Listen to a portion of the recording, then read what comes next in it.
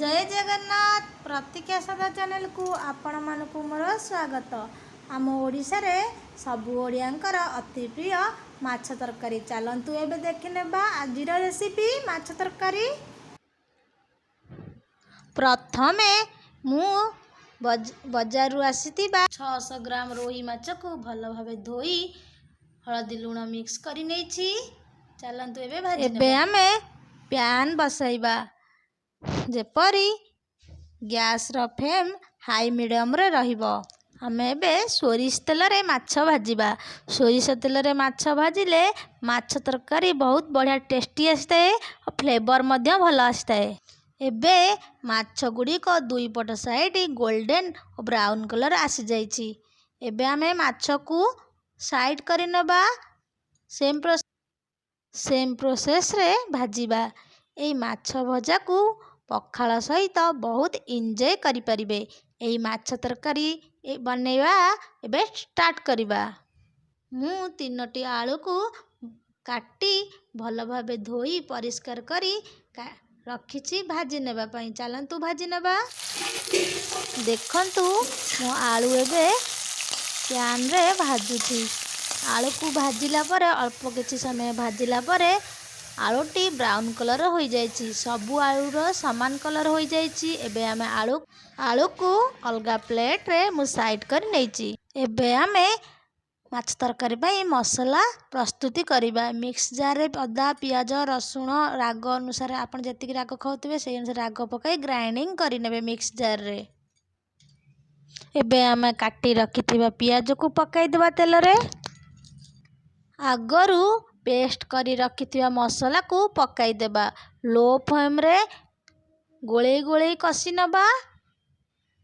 देखंतु मु किपरि कसुची एही परी कसी नेबे। देखंतु मसाला टिके कसी आसलानी। आमे कोन करिबा ना आगरू काटी की रखिथिबा बिलाती की मसाला रे पकाई घांटी नबा। मसाला रे बिलाती पकाई टे घांटी नेली। तापर आमे स्वाद अनुसार लूण पकाई नबा।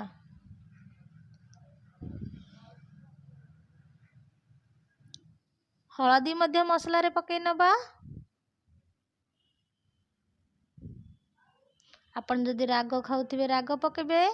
लंका गुंड हमर लंका गुंड के खांतनी मु आगुरु मसाला रे लंका बाटी नेइथिली।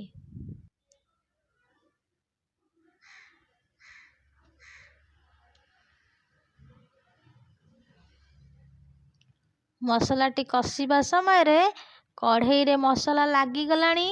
आमे अल्प टिके मसाला रे अल्प टिके पानी दे देबा। पानी देई नेक्स्ट प्रोसेस रे आमे सेही प्रोसेस रे पुन तरे कसी नेबा मसाला को।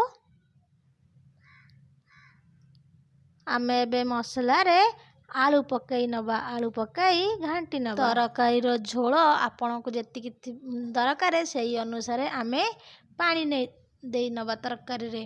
ओ किछि समय लो फ्लेम रे आलू सिजिया पई ओ फुटिबा पई आमे फुटेई नबा।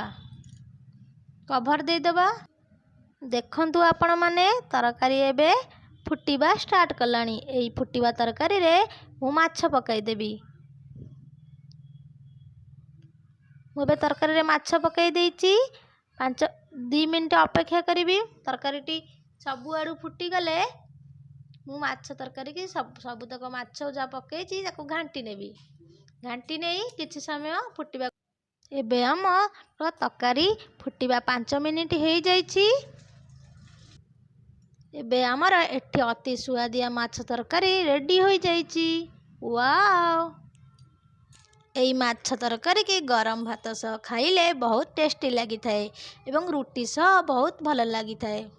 एई प्रोसेस रे तरकारी आपण माने आपणक घरे निश्चय बनातु। बनैला परे किपरि लागिला आपणक अनुभूति ए कमेंट बॉक्स रे कमेंट ऑप्शन रे लिखंतु। रहुची आजि पई एतिकी। पुणी आसबि नुआ नुआ वीडियो नहीं और नुआ नुआ रेसिपी नहीं। जदि मो रेसिपी भल लगी मो चैनल को सब्सक्राइब करेंगे। पाखे थिबा बेल आइकन को प्रेस करेंगे। छोटिया लाइक टे निश्चय करेंगे और आपण मानक फ्रेंड पाखु शेयर करेंगे। कमेंट रे 2 धड़ी निश्चय लिखिबे। रहुची आजि पई एतिकी। जय जगन्नाथ।